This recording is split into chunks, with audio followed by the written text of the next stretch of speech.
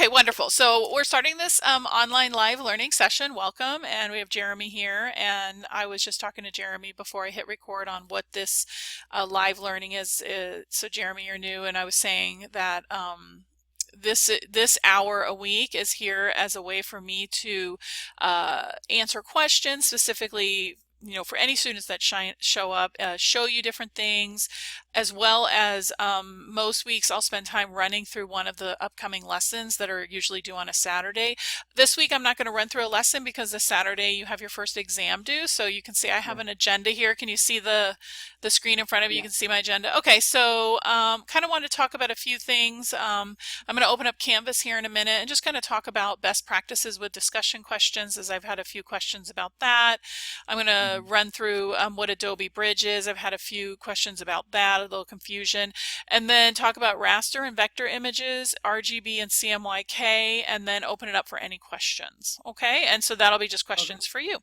All right, so I'm going to actually jump to the end here. I actually threw some additional slides in my PowerPoint, so I'm just going to run through this. And the first thing I want to talk about was just going to clarify what vector and raster images are. And these slides that you're looking at can be found in the Lecture 1 PowerPoint under week 1 in Mhm. my Canvas course. So you may have seen this, you may not, but I just want to highlight, digital images come in two flavors. You have vector images and raster images. Raster images are based on pixels on the dots on your computer. So the more pixels, the more dots you have, the higher the resolution, and the more information, the more clear and detailed the picture is, and also the larger the file size. So typically raster images are those images that are taken with a camera.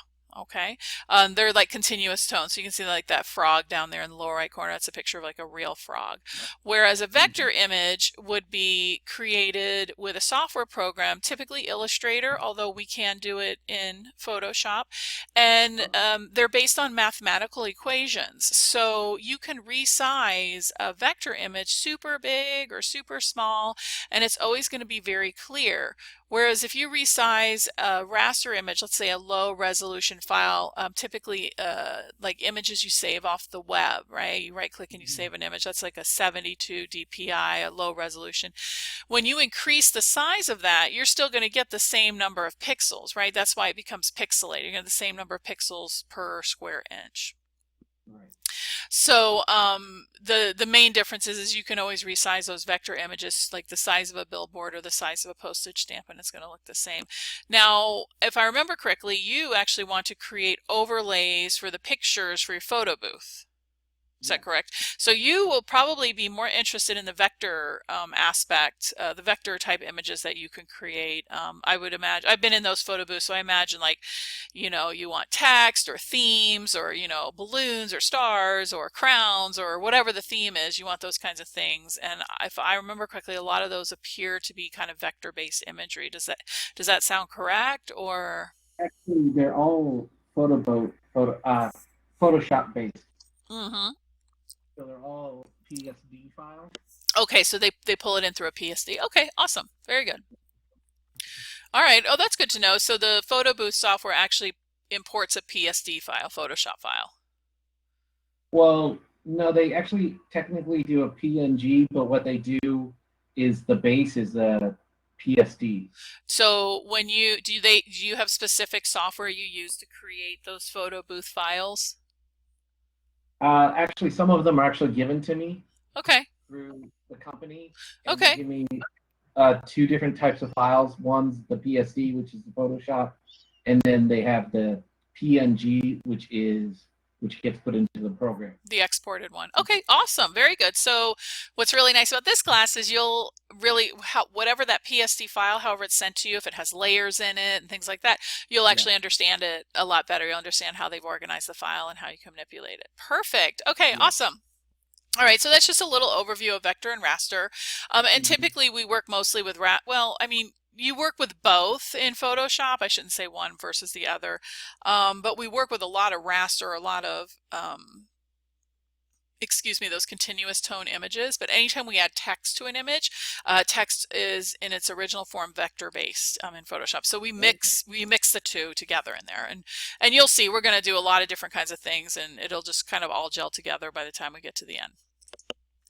All right, the other thing I want to talk about were some color modes. There are two color modes specifically I talk about, CMYK and next slide is RGB.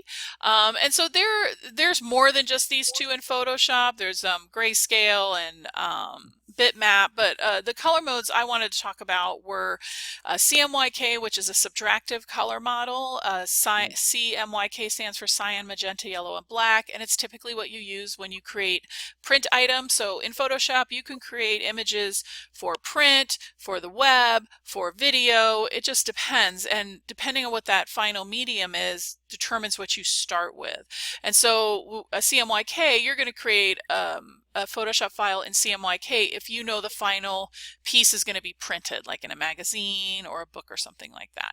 And so the cyan, magenta, yellow, and black represent the colors of ink that you use to combine. And in actuality, what happens is these colors absorb light, and when you combine the cyan, the magenta, and the yellow, in theory, it's supposed to make black, like the picture you see there. But in the real world, what happens is when you mix those three colors, it gets like a muddy brown. I don't know if you're familiar with the printing process. And so that's why the K, they actually, when you print black, they actually bring in the K, which is the true black. Okay, versus the RGB color model, which is red, green, blue, which is called an additive color model, and that's where when you put these three colors together, you actually get white, okay? And that's what you see on your monitor, on your TV screen, things like that. And so those are the three, the two color models I kind of wanted to highlight. And for anybody showing up tonight, these are two things that are on the exam coming up. So it was a little bonus if you happen to show up and watch the video. What I would tell you, and anybody out there watching this after the fact, is definitely make sure you have access to those PowerPoint lectures I have in Canvas, so that you know, you have those at the ready when you're answering the questions on the test. So do you have any questions so far? So how do you make sure that you're in the right mode when you're making something? That is an excellent question. Okay, so let me do a little switcheroo here. I'm going to share my screen, so just give me a second. I'm going to move this out of the way.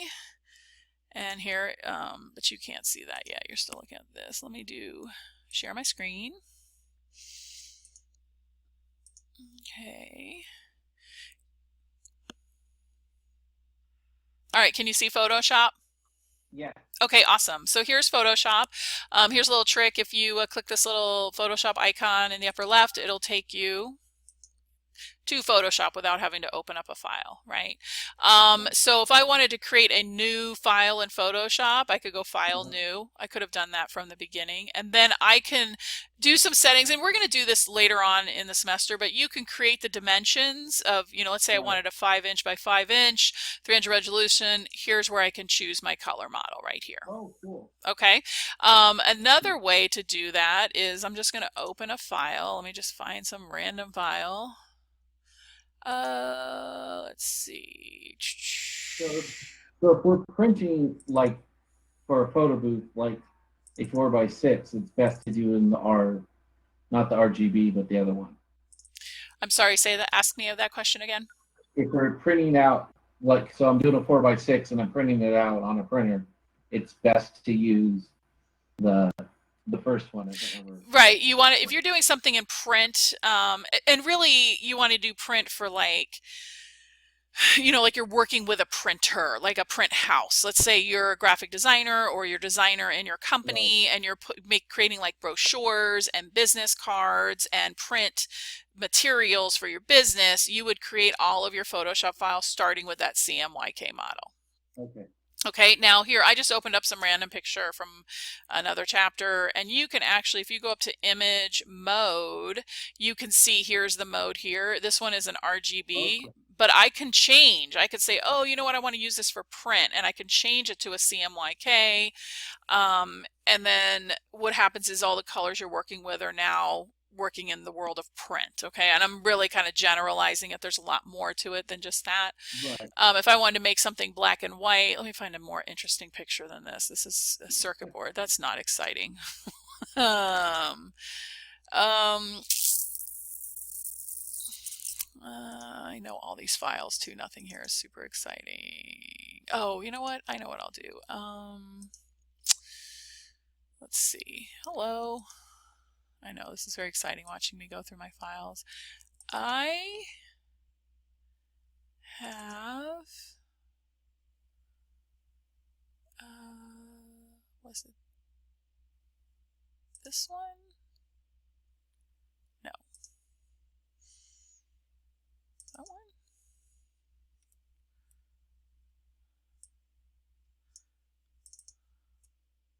Oh yeah, okay, here's a file. All right, so what was I going to say? Oh, okay, so like if I come over here to image mode, this is an RGB. If I go to grayscale and I say discard, it's going to actually convert that whole thing to a black and white, right? Okay. So you can actually, you know, change different color modes. There's other ways to make images black and white as well, but this would allow you to only work with black and white and every shade of gray in between. Okay. All right, so I'm going to close this without saving it. I'm going to close this. Let's see, what did I want to do for my... Let me just open up my agenda real quick. Oops.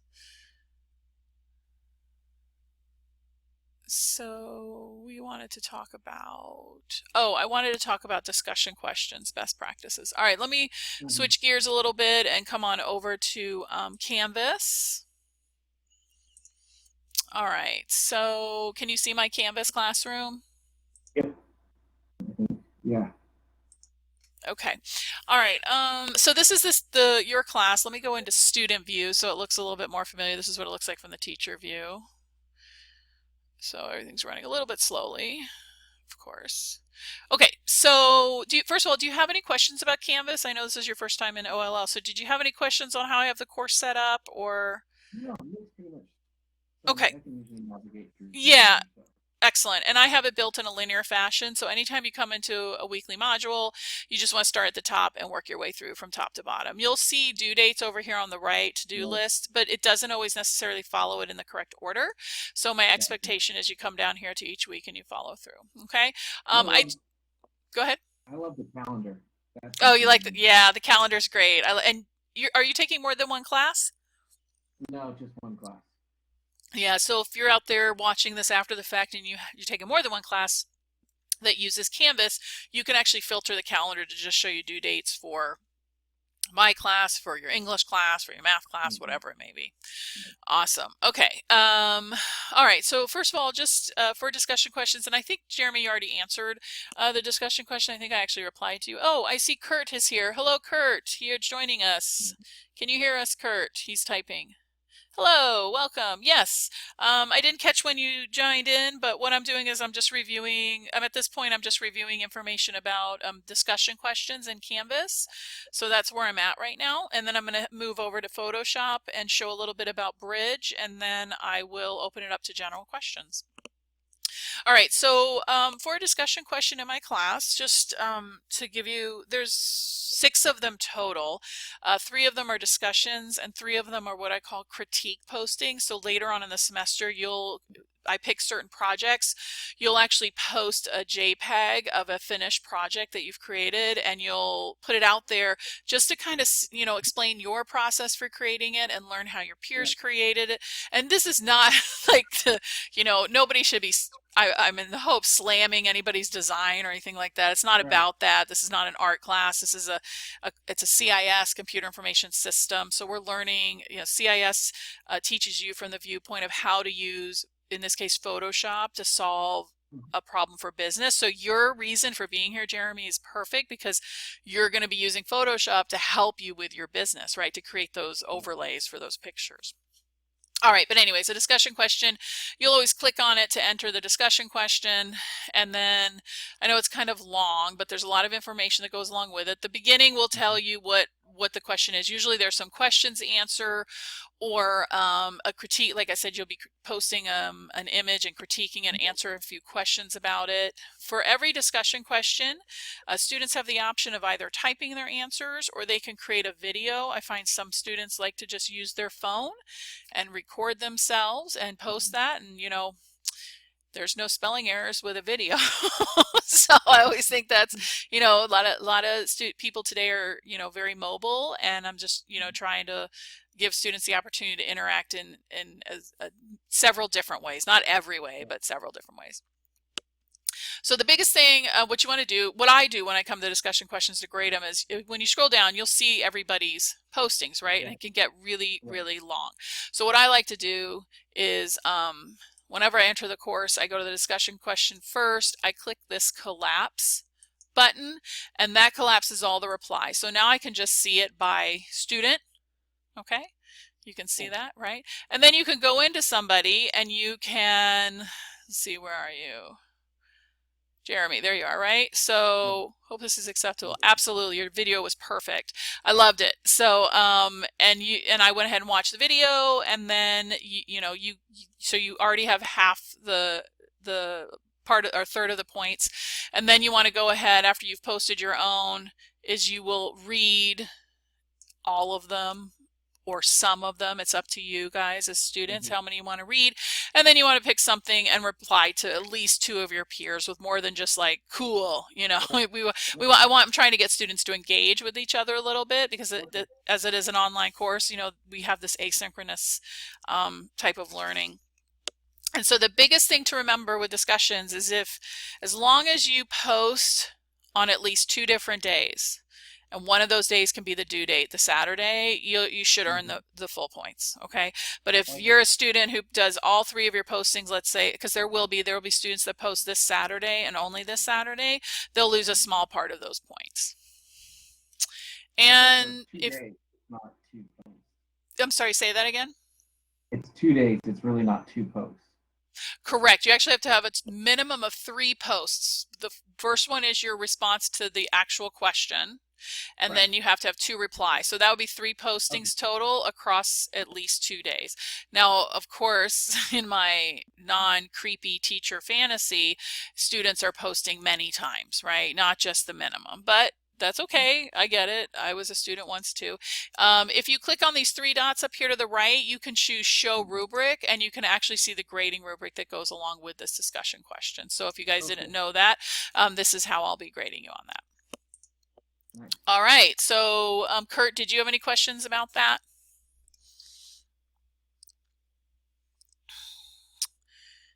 I don't know if he heard me. Maybe. Okay, well, I'm going to assume no. I'm going to keep looking. I have 2 screens going here, so I'm going to go back and forth. Yeah, he hasn't said anything here.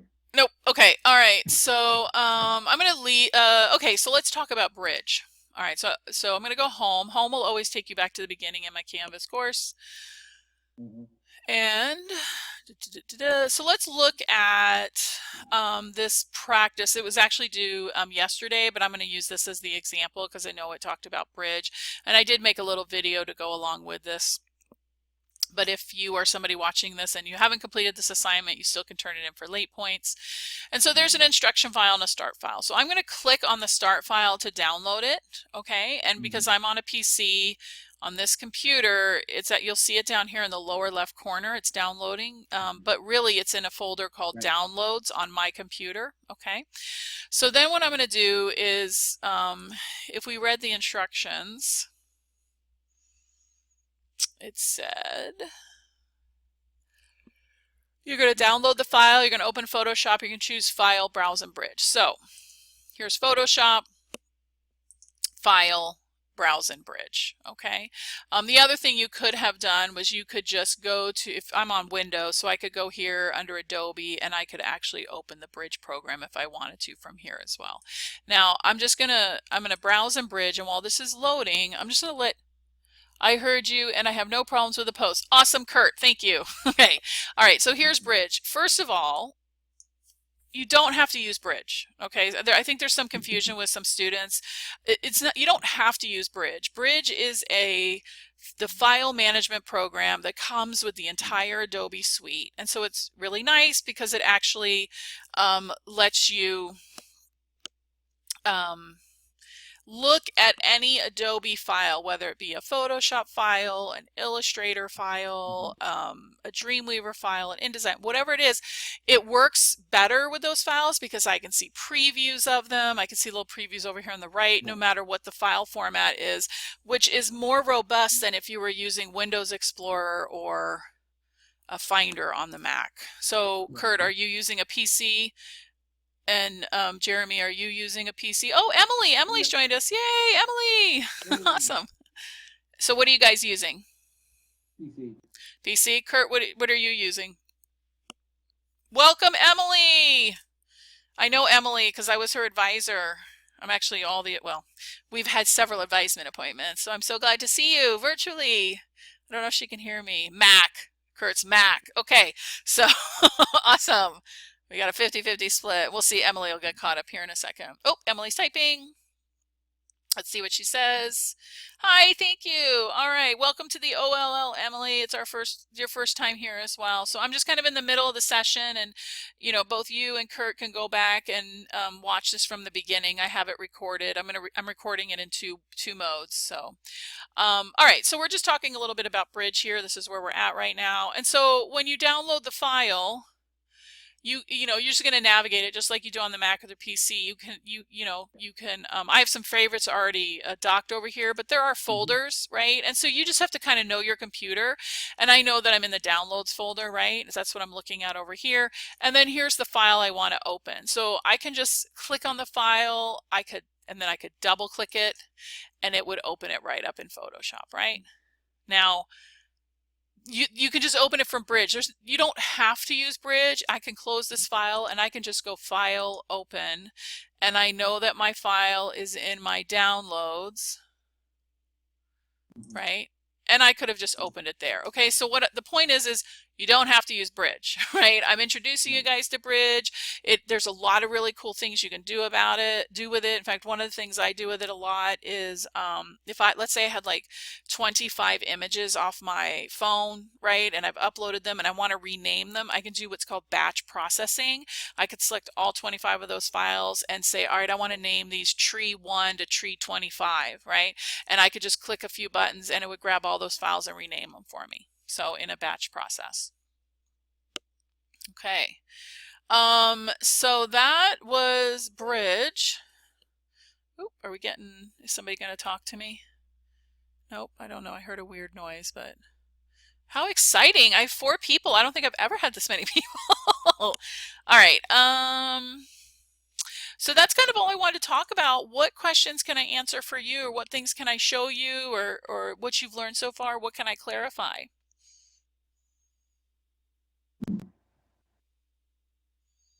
Anybody out there? Emily, Kurt, Jeremy? I'm pretty good. You're good? Yeah, it's making sense. It's just following the book and stuff like that. So the book is... Say that again? I already did the quiz. Perfect. Okay. Yeah. So let me give you so since it's the first time for the 3 of you like interacting with me in human contact, what I would say is, first of all, it's not an art class. It's a CIS class. Okay. So you don't have to have an art background to take this class. The book is practice, right? So it doesn't have to be perfect, okay? It's okay if your file doesn't look exactly like the instructor example. In fact, if you get stuck on something, at some point, I just expect you to move on. And when you turn the assignment in the comments, you can say, hey, Sarah, I could not figure out how to use this tool to do this, so I just skip that. Like, I'll take that into account when I'm grading it, okay? And then so you have a book project, and then you have what I call practice assignments. Those are ones I've created. So like the photo you guys are looking at right now, this is a practice assignment, right? So that is it's built based off of what you did in the chapter, and then I'm showing you a little bit more. And the practice assignments are usually the ones I'll do during the weekly OLL sessions. We could do them together, and then when you complete it at the end, you turn it in and you'll get the full credit because you did it along with me during this. Kurt, did I miss the vector raster comments? You did, but I can go back and I'll talk about them here in a minute. And then after a couple of weeks, so what'll happen is after you've done a bunch of tutorial, the book work and practice, I'm just going to give you a project. I'm going to say, okay, go make this using all the skills you've learned so far. Let's see what you can come up with. That one can be a little bit intimidating, and but I don't expect it to be. It's just intimidating probably because it's the first time you've done something like that. And I expect you guys to ask me lots of questions all the time. Ask me questions all the time. Okay, so Kurt, you had vector raster comments. Yes. Did you want me to, if you go back into the beginning of the video, you can learn about the difference between vector and raster, but I can also explain the difference. Is that what you're looking for?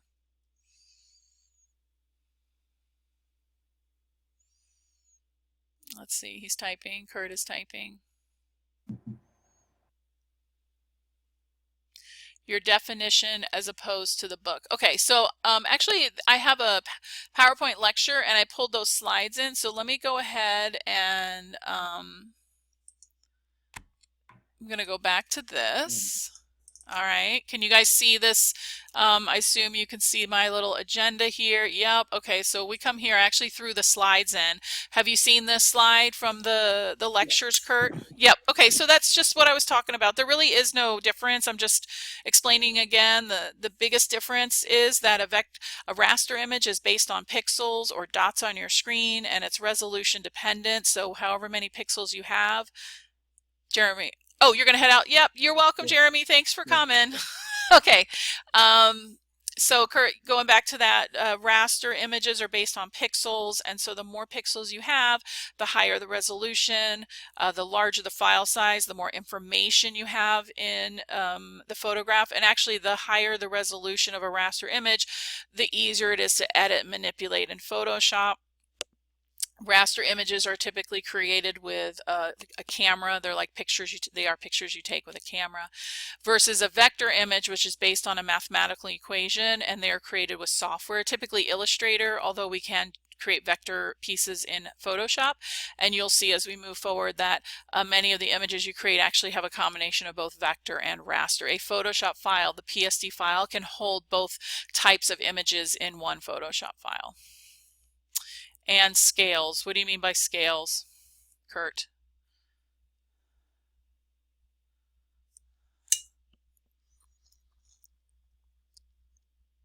Vector files, yes. Oh, it scales up. Yes, I know what you mean. Yes, you can, thank you. You can resize a vector image, the size of a billboard, the size of a postage stamp, and it doesn't lose any clarity. Versus a raster image, when you resize it, if you have a low resolution file and you resize, you get that blurry image. Right, yep.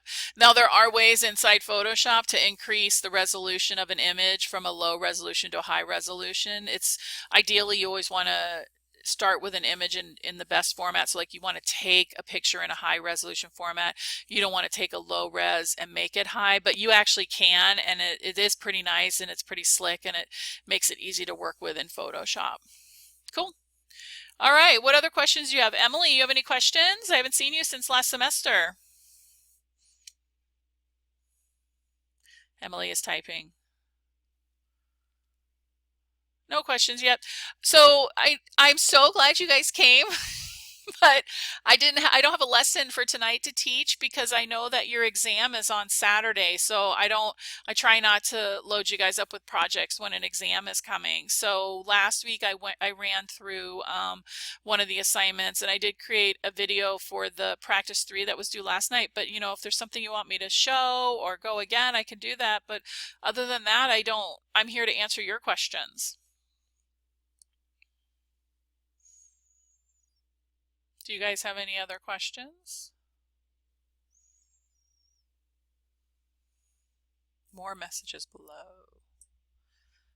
Thank you, I'm good. Nope, no questions yet. Kurt, no questions.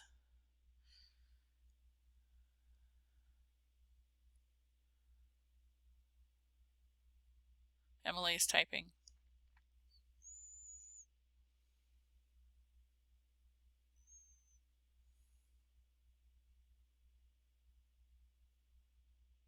Nope, she's typing a lot.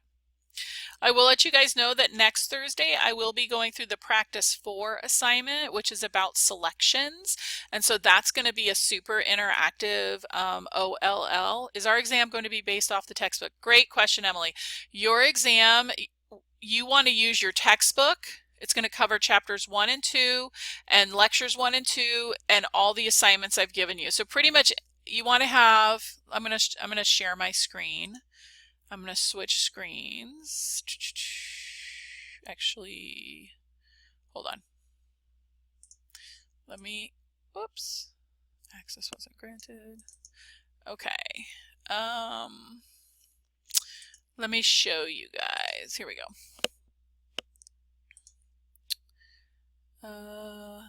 Okay.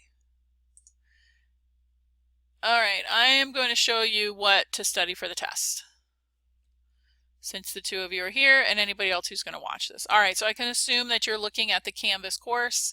What you want to have at the ready, and what's nice about the exam, and I kind of changed it this year, is you can work on it as much as you want between now and Saturday. You can go in and out of it as much as you want to find all the answers. And so it's going to cover chapters 1 and 2, so nothing from week 1. Actually, that's a bad week to show. It's going to cover this practice assignment, chapter 1, practice 2, lecture 1, chapter 2, practice 3. All right, so that's all the information you want to have available to you. So what I would do is I'd have your textbook open. I would download the assignment instructions, because all of these assignments that I give, these custom assignment to practice getting started, let me just click on this. All of these lessons, these are actually notes for you. As you're reading through them, you'll notice that I actually give you, and you're going to see it more coming up after this first module when we really start to dive into the different parts of Photoshop. But I actually talk about, like here's a big hint for you guys. I'm talking about the background layer right here, right? And so I'm telling you what you can't modify a background layer, and I'm telling you it's a good idea to revert. You might have a question on the test that asks, what's a background layer? Why is it important to duplicate a background layer, right? Well, here's the answer if that were to be a question on the test, right? So you want to have all those notes available to you, as well as being able to look them up in the textbook. But it's not timed, so you have as much time between, tonight, if you start it tonight, just don't submit it. You could start the test, work on it, and then click on any other link, and your answers will be saved, and then you can continue working on it later. So does that help, Emily? Yes, you're welcome. Basically, the way I talk about the tests, it's short answer and true, false, and some fill in the blank. If you are doing the assignments and you're engaged in the course, you should have no problem completing the exams, because it's showing, I need to know that the students understand, they can verbalize, what we're talking about. So part of the reason I talked about CMYK and RGB as well as vector and raster is those are on the exam. So I just thought I'd highlight those two topics.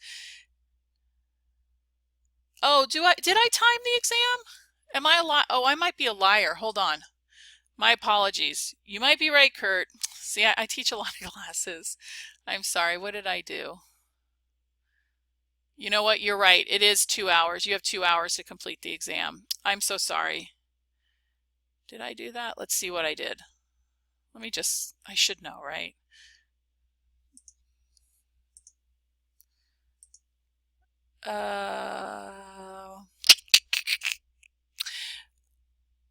I am a liar, and you are correct, Kurt. I apologize. You do. It is timed. I'm sorry. There are exams it's my advanced Photoshop that I give no time limit for that test. My apologies. Pants on fire. That's what it says. Liar, liar. That is me. My pants are on fire. Ouch, ouch, ouch. Okay. I'm sorry. Yes. But 2 hours should be plenty. So what I would tell you, I don't know why I'm yelling so loud. What you guys should do is print out, have those PDF files available to you, have Photoshop open, right? Have your textbook, If you have the digital textbook, that's even nicer because you can search it like Google, right? And have those lectures. So all of those materials I've given you have obviously Canvas open, have those things open and they're ready. Obviously you can Google anything, but I promise you all the answers can be found in your textbook and in the notes and in the assignments. Sorry. What else?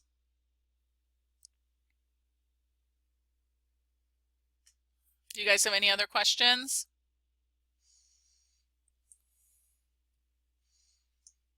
Uh-oh, we're going to go into Inception now here. Here we go.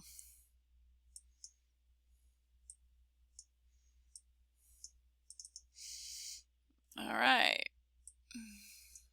Sorry, PS and animation. Photoshop and animation, is that what you're asking about?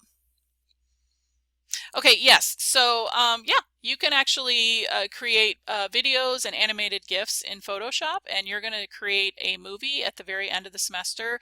It's the last chapter that we cover in the textbook. I believe it's chapter 11. And so you'll be exposed to that. And then if you wind up taking the advanced Photoshop class with me, you learn how to make an animated GIF. And you can make, Photoshop, what I find with Photoshop, I've been using it for over 20 years, is that with every iteration, Photoshop adds more and more to it. It wants to be everything to everyone. It can't be everything to everyone, but it can do a lot of things really well. So, ultimately, if you want to make a movie, you want to use Adobe Premiere or another, video editing tool.